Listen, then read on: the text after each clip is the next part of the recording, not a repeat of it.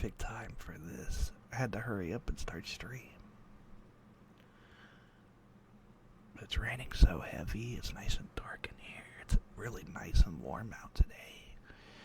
Nice and spooky time to do one of these. But hi, hello. Welcome, welcome, welcome, welcome, welcome, welcome to another ASMR Spooky Scary Stories, Volume 17.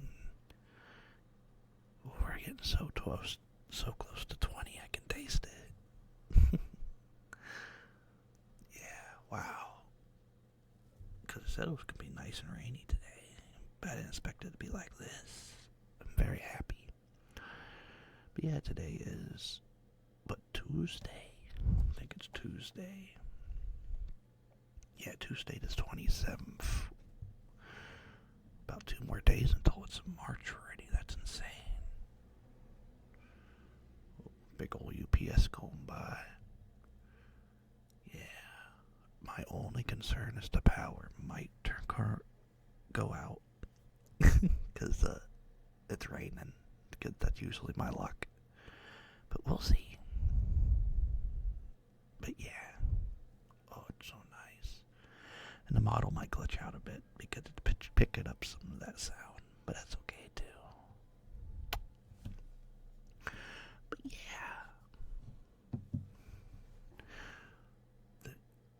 Not much happened this week as always. I was nice in the house. I end up getting a notice saying we have to pay the electric bill. Power might go out in about 2 days, so we better take care of that. Other than that, just a bunch of Warframe. Watch the Elimination Chamber, that was okay. I still need to do like a big thingy. I'm still thinking about doing a thingy before WrestleMania, but we'll see. Yeah, my boy's over there, he's dead asleep. It's such a nice day today. It feels so good today. I'm happy I let him out before it got like this. But yeah, I guess as always, before I start things, I do it live. I try to make sure everything's good beforehand. If you hear one noise, it's the traditional Twitch noise. I also, if you like it, please do comment if you want. Also, you can follow me on the Twitters. But yeah, if there's any scuff, I apologize. Yeah, not much else I can really think of. It was kind of very uneventful. I had chicken parmesan pasta. Not parmesan, parm. Which I don't think she said it right. Because somebody I know in life made it. And they called it chicken parm, but that was definitely Alfredo. Still was really good. But yeah, I really can't think of nothing. I guess there was a Pokemon thing earlier. I'm excited to go watch that after stream. Oh, there it is. There was the traditional noise. Apologize for the jump scare. About 4 minutes 40 in. For anyone that wants to know, they like to skip over that. But yeah. Got the water, got my cards. I think we're good to go right now. I really can't think of anything else to say, so. Yeah, I think we could just go ahead. As long as the computer doesn't do anything. I have my eye on this computer. Alright. Let's see, because I see some names. I see some people that I know making some stories already. One by a certain person already that I won't read. It happened 2 hours ago. And I definitely trust their stories. So, this is, I received a letter from my dead mother, and this is written by the Forgotten Well. On my 14th birthday, a man in a suit knocked down the door. He handed me a letter from my mother, which was impossible. She died of cancer when I was 5. My beautiful son. I could bear the thought of not being in your life, so I paid a lawyer in advance to deliver letters to you on your birthday. The lawyer has assured me no matter where you are, he'll find you. I have so much I want to tell you, but you need to be a little more grown up first. Happy birthday. Love, Mom. P.S. Do not tell your father this is our little secret. I teared up. My mom dying was the worst thing that ever happened to me. I don't think I've ever get over it. In this letter, it was like she was alive again, and here with me. On my 15th birthday, when I didn't get a letter, I sobbed all day. My dad asked why I was crying, but I didn't tell him. I couldn't betray my mom's secret. On my 16th birthday, the man in the suit showed up again. My beautiful son, you are old enough to know a terrible secret. I didn't die of cancer. Your father poisoned me. Proof is in the attic in the box labeled Mom Miscellaneous. You have the right to know. Happy birthday. Love, Mom. I couldn't believe I was all so long ago. I could barely remember. One moment my mom was trying my shoes, the next she was dead. Could I have been poisoned? I snuck into the attic and rummaged in the box. I found it and dug through it. There was a small plastic jar. The label had been sharpied over, but in the light I could see what was underneath it. Potassium cyanide. I was furious. How could my father do this? I missed my mom so much. I never even got to know her. And he took her from me. The next morning I brewed a pot of coffee and dumped the cyanide in the pot. I left for school knowing my father would have cut before work. But by the second period I knew I made a mistake and skipped class to drive home. He was motionless on the floor. And when I called the ambulance, the police arrived and started asking questions. I broke down and admitted everything. On my 18th birthday, the man in the suit visited me in prison. He didn't pick up the phone, just held up the letter to the glass for me to read. My beautiful son. I wasn't completely honest in my last letter. I didn't have cancer, and during chemotherapy I learned your father was cheating on me. I told him he would live to regret it. He told me I'd be dead. I just needed a little help to get my revenge. Happy birthday. Love, Mom. Ooh. Damn. The revenge was very, very, very revengeful. Well, that's a good one to start things off on, huh? It's always doing such a good job with those stories. But yeah, I think I wouldn't be, like, I don't know, like, I went to 0 to 100 real quick. And it's always very nicely worded too. Again, I like it when it's all nice and spaced out and easy to read. Let's see here. Okay, we'll do this one next. Sorry if my voice is a little gravelly. You get that nice gravelly voice. But today, what was it? Oh. My message sent with high importance. And this is written by Feeling Sky 7775. See, that's like another name I know on here, so yeah, let's get into it. Dear Mom, I believe it has been so long. So much has been happening recently. The other day, Jerry and I went to that cute little beach town again. It was Jerry's idea, since he is the one that loves to swim. I tried wakeboarding, but I kept crashing into rocks on the shore, and after a while it was hurting too much, so I stopped. You know me, I was never very coordinated. That isn't it, though. He also took us on a hike around Santa Cruz. Over in the mountains, there is a huge lake that we ate lunch at, and the way the sun was hitting the water amazed me. I forgot to take pictures and photos and videos. It's really my bad. I will have to remember to do this next time we go. You have to please forgive us for forgetting, but you do believe how beautiful it was. Jerry wants to take me there again. I know you would have so much fun if you came. You would have to make some time. I hope I can call you soon and talk for a while so I can help plan it. Jerry says he's looking forward to going again. I'll have to keep listening to him go on and on about it. Jerry even brings it up when I'm talking on my phone with him. The last time we went on the trip together was so long ago. Do you remember the last night? Jerry still laughs because he remembers that we locked our keys in the car before we left. That was pretty typical of me. Anyway, it's okay if we have to wait. In the meantime, I have so many chores to do, I really have to clean the closet. Jerry says he will help, saying that there hasn't been much else for him to do lately.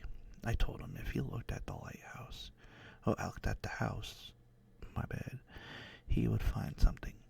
Oh my goodness, right? He just goes through his email all day. I haven't even seen him yet this morning, but I know he will come down soon. Mom, please come visit soon. We can get ice cream at our favorite place. I hope it's still open.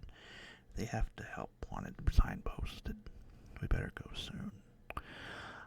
I am not sure when I will see you next, but let me know how long until you couldn't come. Jerry says he knows how much it kills me not to see you. Please write back soon. Steph.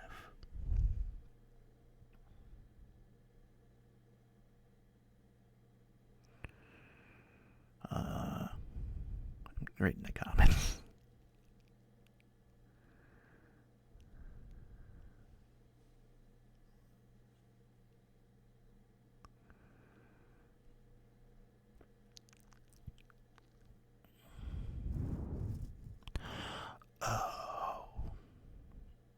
Oh.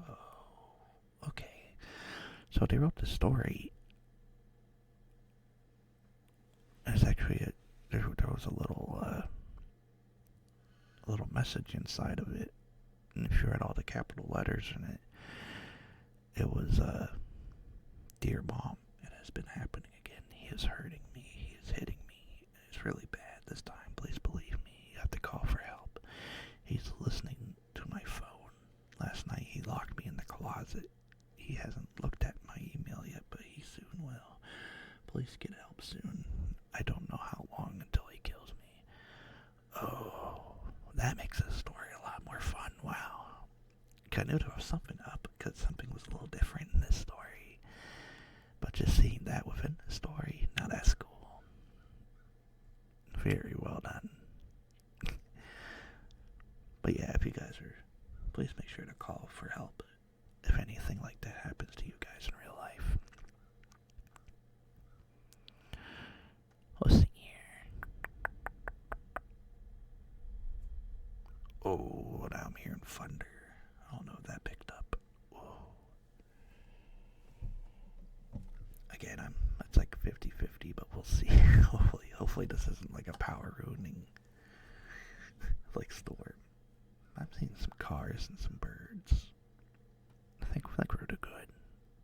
At least until like I'm done recording. I want to at least get to like 50 minutes, I think. I think I'm in the mood. Let's see. Ooh, we'll do this one next. This is Dementia Kills. And this is written by Dark Legends Never Die. Dad, please, open the door, I plead. I have no idea who the frick you are. Oh, this isn't PG. Who the fuck you are? I continue to bang on the door. Dad, it's cold as fuck. Please, let me back inside. I've never seen you in my life. His dementia is really bad, to the point he can't remember anyone.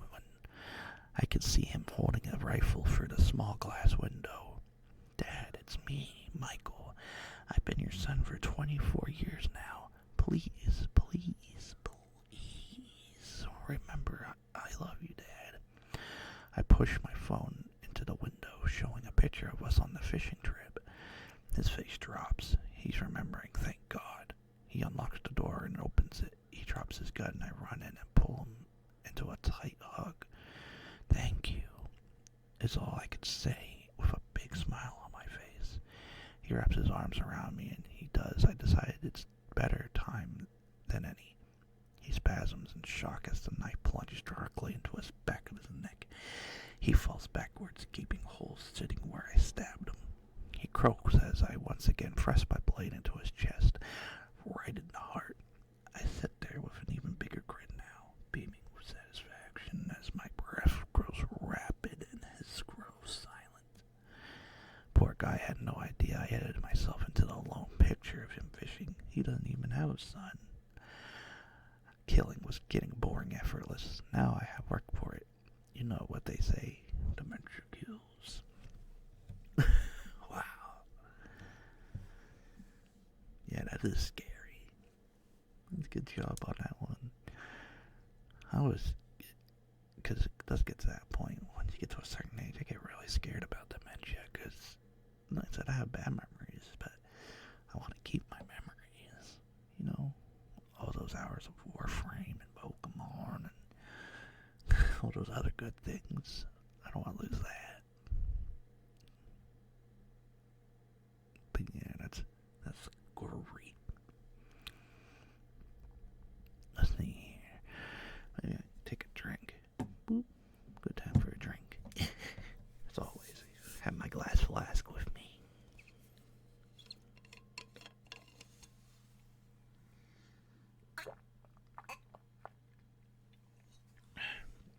I'm a glass flask. I meant metal. I'm an idiot. Alright. On to the next one. Let's see here.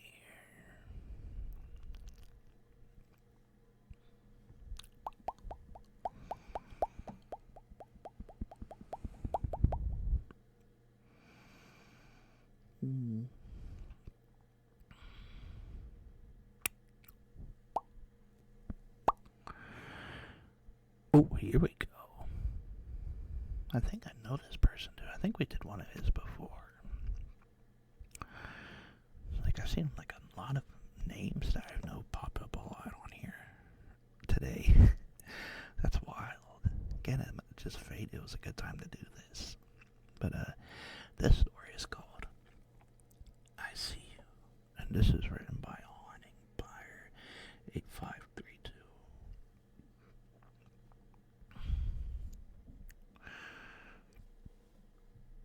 I glanced through the hallways to see who the hell was whispering weird shit like that to me. Us night janitors get enough crap as it is. Checking the not that pristine corridors, I found nobody. Creepy ass shit, I murmured to myself before resuming what I could barely call sweeping when I heard it again.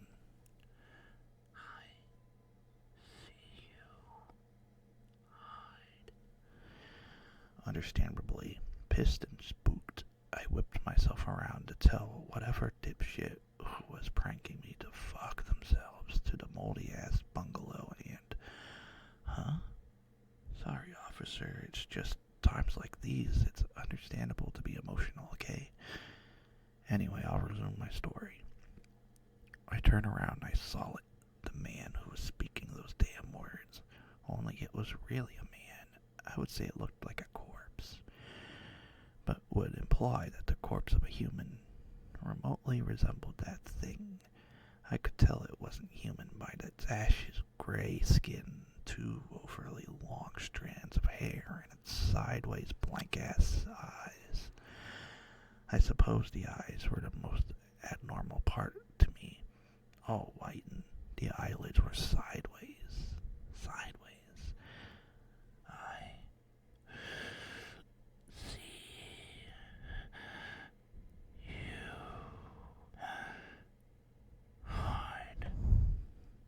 I gasped. gasped.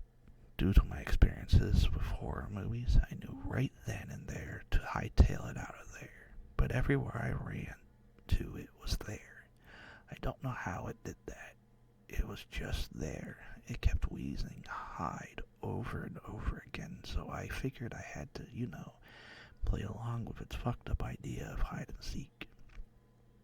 Every place I tried to hide in, it just fucking appeared there. In the cupboards, in the rooms, under the tables, it was just fucking running around in the hellhole trying to hide and failing again and again and again. Eventually I found the one place in the hospital with an actual people around, and it was so fucking relieved. Sure, people were staring at the weird janitor and just barged in his pants, but I was finally away from that fucking thing. After a few minutes, I heard a rapid pops.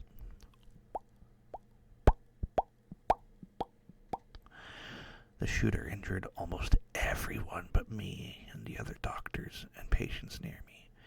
You managed to catch him just in time. Thanks for that, by the way.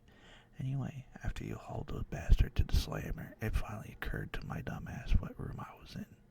The ICU. Hide.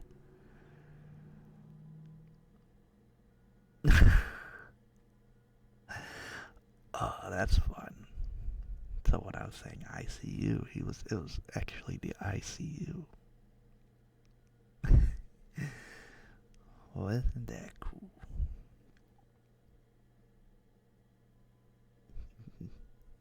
Good job.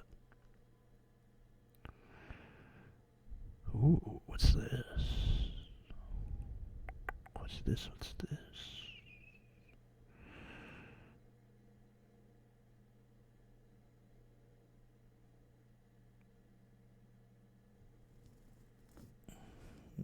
I don't know.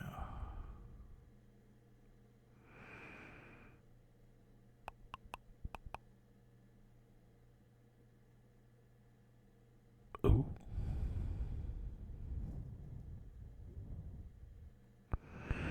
Another person I know. Yeah, we'll do this one. it's almost a theme of people that I know just popping up out of nowhere. Because again, it was a bit since I did these. So it was a good few weeks for these to build back up. Luckily, it was a bunch of people that I know doing this. Not like know personally, but people's names that I've seen. Alright, this is called The Doors. And this is written by 1001 Nights. The Doors. As soon as June stepped in, she knew there was nothing wrong. The chilly outside air, the damp, slow whoosh sound from the swinging balcony doors. Mark, the light flickered on, illuminating the living room before her. Mark was on the couch facing the balcony, the doors facing the dark garden flung wide open. His back to her, the lights picked up on something like a dark fuzzy halo around his still head. June blinked, her vision cleared. It wasn't a halo, it was his hair, each strand standing fully on end. Poor Mark, he has been so proud of his full head of hair. Mark already knew. She walked carefully around the couch, and then she saw his face. She opened her mouth and screamed and screamed. The police came and went. There was no clues, nothing to explain the dreadful look on Mark's face, the sheer terror frozen in every line. Every season fold and white of his eyelids glistened to circles. The skin stretched taut. Heart failure, they said, happens all the time. 6 weeks later, on a Wednesday morning, Elizabeth the cleaner enters, as she had every other morning for the past 15 years. As soon as she stepped in, she knew something was wrong. A brisk draft hit her face from the living room, and she couldn't hear the gentle whooshing of the balcony doors swing back and forth.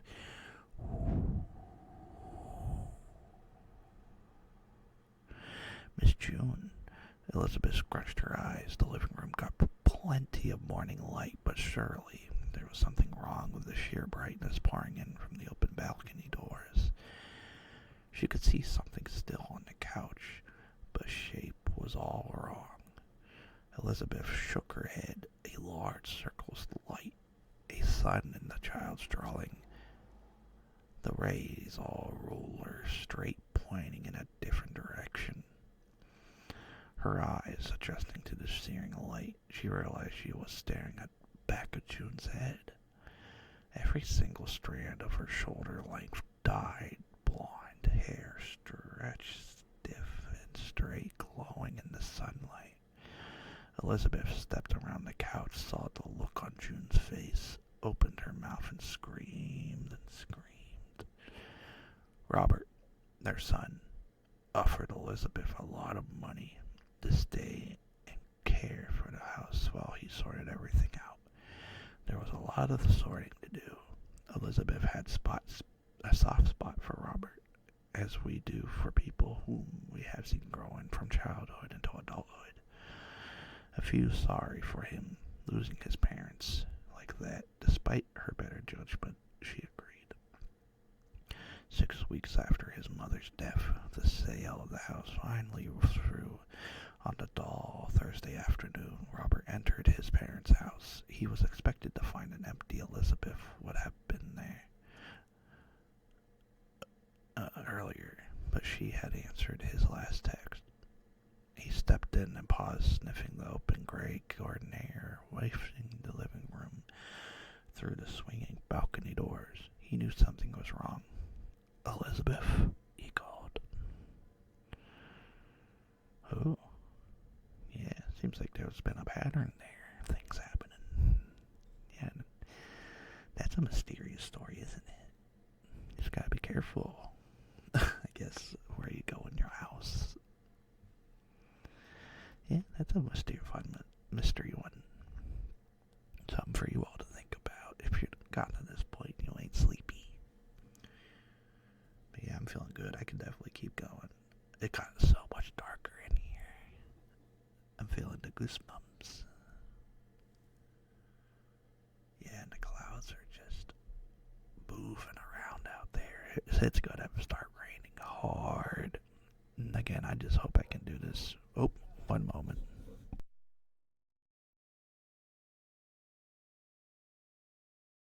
Oop, my bad. That was people were letting dogs out, and I heard some barking. Oh.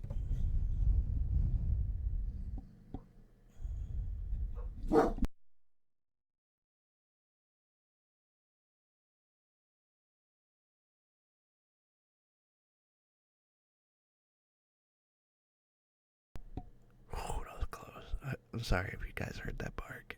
That's about 28, 50 something in.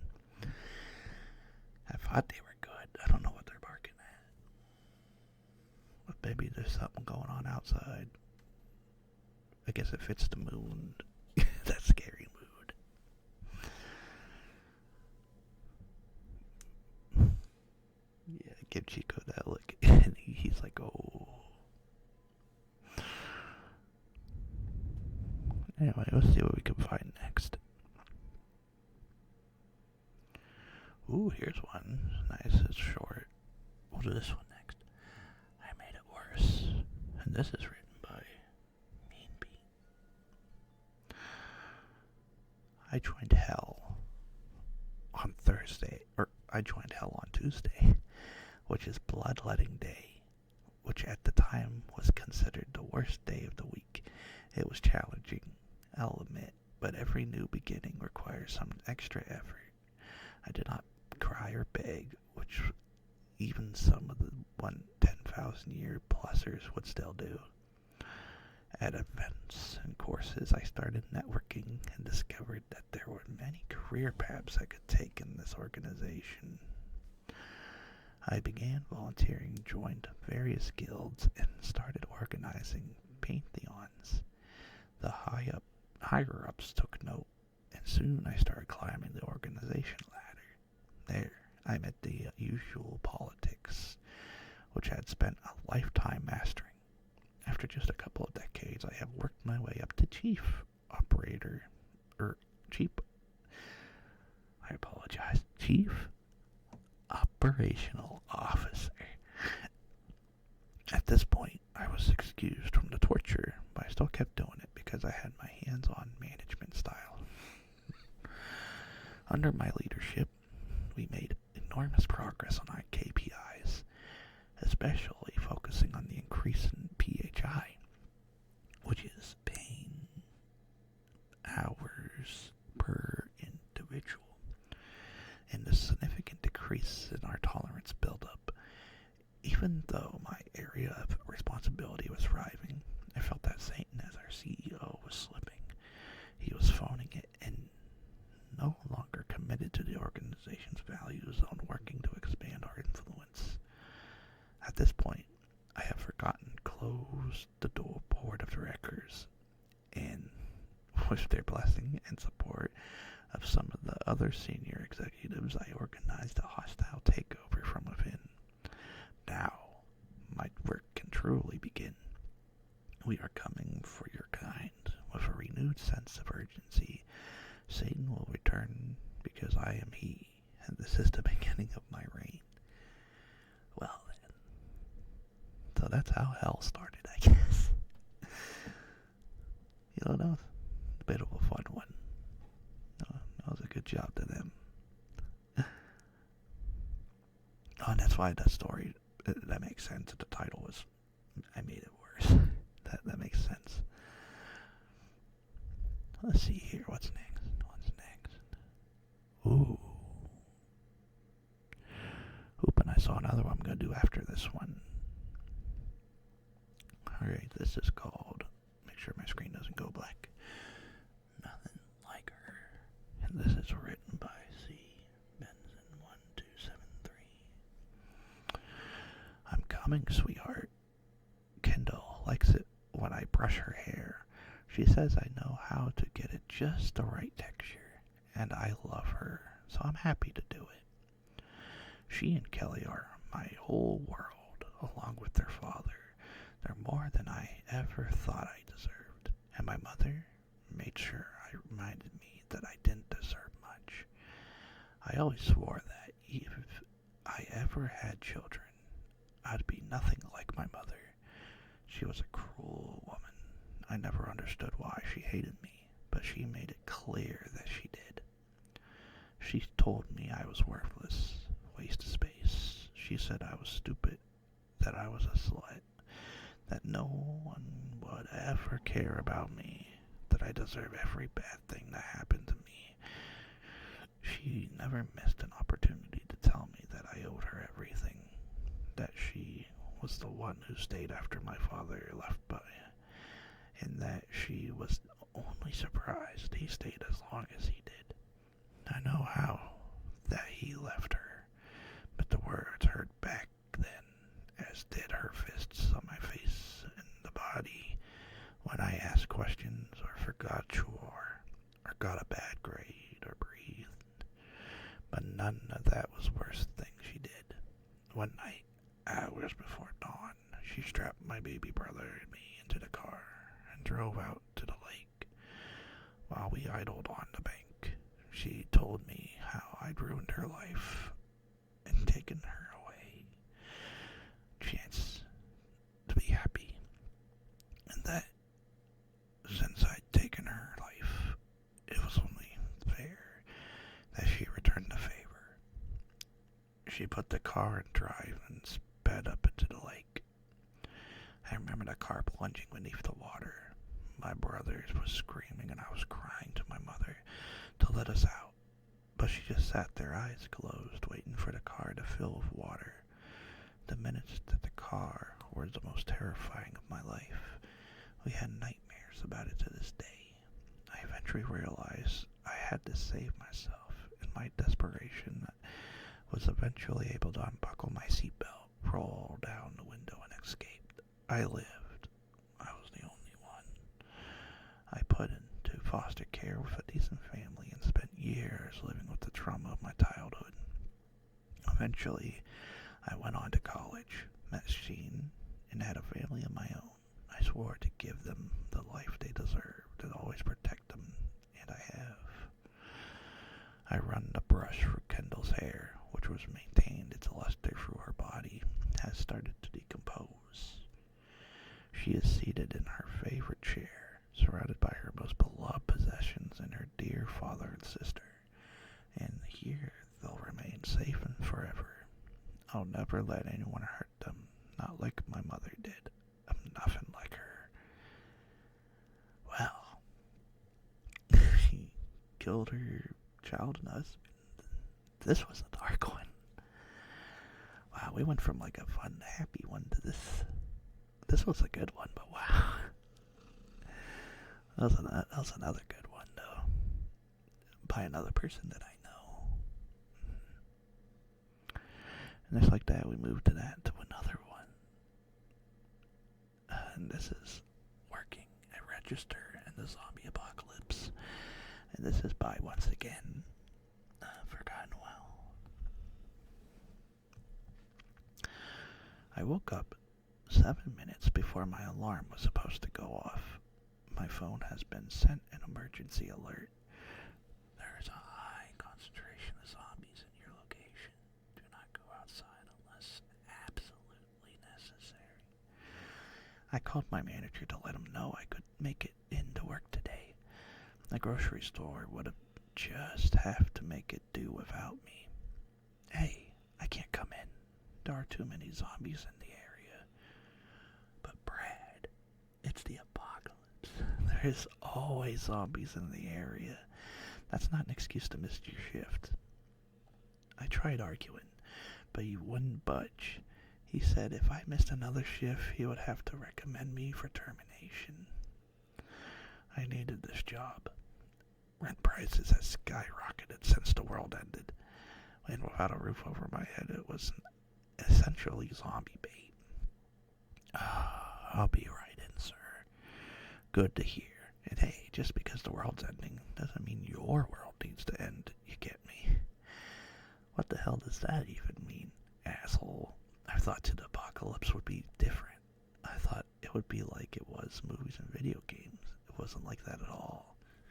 That all happened once a lot of poor people died. I put on a makeshift armor so I could go to work. Motorcycle helmet, lethal jacket, wielding gloves, etc. Thank God it was only 3 blocks. Hopefully I wouldn't die on the way. I had to walk because driving was too risky. Zombies wandered in the roads and running them over just fucked up your car. Who could afford car repairs these days? I barely made it to work on time, so I bunched in the rain to my register. For the first few hours, I dealt with piss-off customers complaining about price of groceries. Well, it's the end of the world. You should be ashamed taking advantage of people like this. I don't set the prices, I just work here. In the corner of the store, my manager was leading around a group of corporate executives, saying insane shit like desperate, the world-ending profits has never been higher. Attention customers. A horde of zombies have gathered in front of the store. Please refrain from leaving until they have passed. Instead, why not check out our hot deals on prepackaged deli meat? My manager led the corporate executives to the front of the store and showed them there was reinforced plate glass doors installed, totally worth the price. He said, completely zombie-proof. I had to get a raise in years, including when the world ended, but when it came to keeping the store open, my manager always found the funds. I decided I had enough. The world needed to end a little faster. I walked over to the front doors, flipped open the locks, and threw open the sliding doors.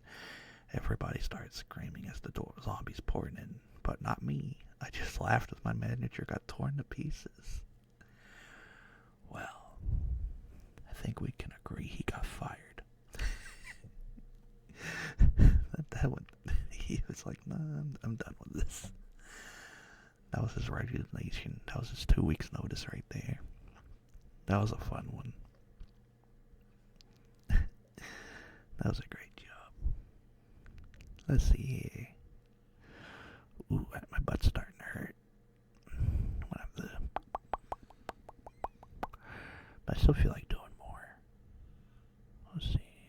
know this person.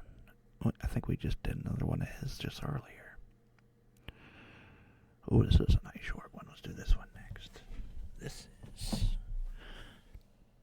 more cowbell. And this is written by Feeling Sky 7775. Cling, clang, cling, cling, cling, cling, cling, cling. More cowbell. I snicker silently as the memory of my favorite Saturday Night Live skit pops into my head. Cling, cling, cling, cling, cling, cling, cling. I need more cowbell. The images of Christopher Walken and Will Ferrell played through like a recording in my head. I have watched the skit so many times that I thought my wife might divorce me for it. But to me, it never gets old. Cling, cling, cling, cling, cling, cling, cling, cling. I've got a fever, and the only prescription is more cowbell. I wanted to let out an audible laugh, but I know the pain it would cause would be unbearable. Maybe the blood loss has made me delusional because I let out one slip anyway. As I lay there motionless, moments away from death, I still can't help but find humor in it. Who would have guessed that the sound of my wife hammering the floorboards above me would sound just like a cowbell? Well, I did not expect it to actually be based around this skit, but that was a fun one. I don't know if anyone actually watched that, but that was actually a really funny skit from Saturday Night Live. And it was he was in the Blue Oyster Cult band, and he kept asking for cowbell because there was cowbell in the song. Yeah, that was went from a dark one to two fun ones. Let's see here. Let's do this one. Ooh, this is a bit of a lengthy one. This might be the last one I do, and then I'll wrap things up. But this is I'm a retired time traveler. You live in what we call an orphaned line, and this is written by Noble Climb. I have to get this off my chest. Time cop sounds too sexy to describe what I do. More like a mild-mannered guidance counselor nudging you down the path pre-selected by your parents. Hey there, kid. Got a minute to talk about your future? I watch the screw-ups unfold with the rest of your schlubs, then pop back in time to convert my hindsight to foresight, giving my employer the information they need to keep humanity humming above into the ideal future. Crisis averted. Pay is unbelievable, but it's a lonely life. Of every 10 happy memories I have with my friends, 9 wind up getting undone, forgotten. I lived 100 lifetimes alongside their one. For this reason, I threw in the towel. I sent someone to the past in my place with information to undo a catastrophe you've already forgotten. Like I said, we're on an orphan timeline. Reality is taking a different direction. We've been left behind to sort out Peter out on our own. See, there is no multiverse, no branching possibilities. When we prevent the future from happening, it just kind of fades away. Think of it like a beautiful picture unpainting itself. The colors vanish first, the flavors and smells, the world around you is less vibrant. How do you think Mother's fresh baked cookies taste? What did your childhood pet's fur feel like? Next goes to the complexity, your conventions and beliefs, defining memories you can no longer recall. Can you still recall the feel of your first kiss? Death goes by in the wayside, rendering all those of us shallower, dumber, for lack of a better word. How did you get to work today? What did you think about driving during your drive? Hell, what motivated you to open the phone to read this post? there's little room for thought when you have two-dimensional outline on the sketchbook page. It's not your fault. We weren't meant to be this way. Blame the little pieces of you lost to oblivion. We don't all fade at the same pace, a frustrating fact for those who have wherewithal to comprehend the unmaking unfolding around them. But we all fade just the same. Tomorrow, you won't remember what I've told you. Here, in a month, you will all have forgotten your dreams and goals, if you even still have them by now.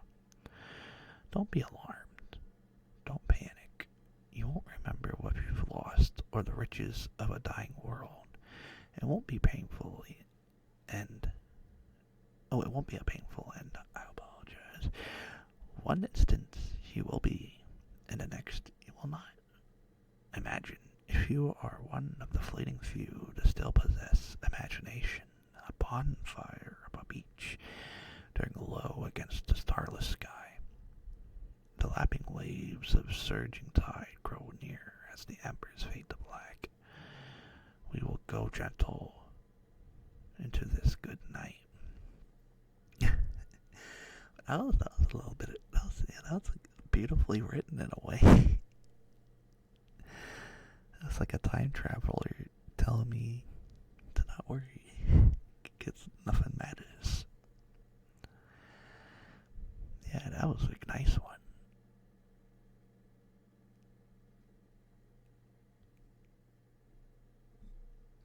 Yeah, I think that's where I'm going to end it.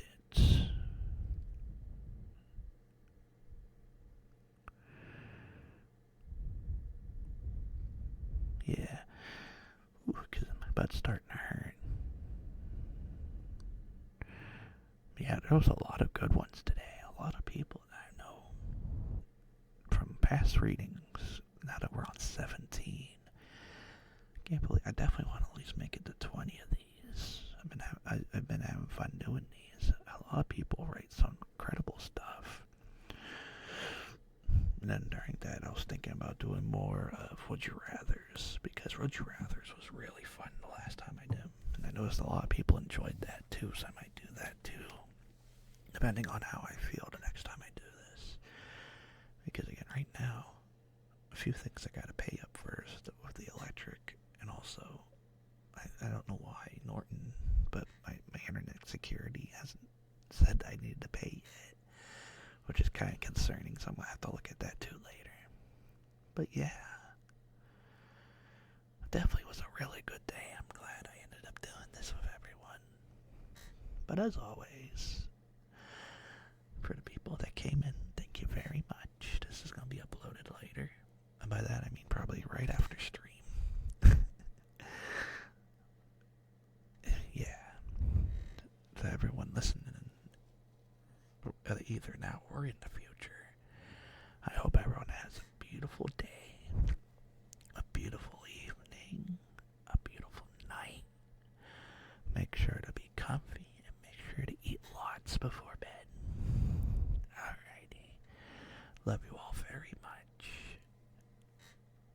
And have yourselves a beautiful day, night. And I'm sorry to repeat myself, but yeah.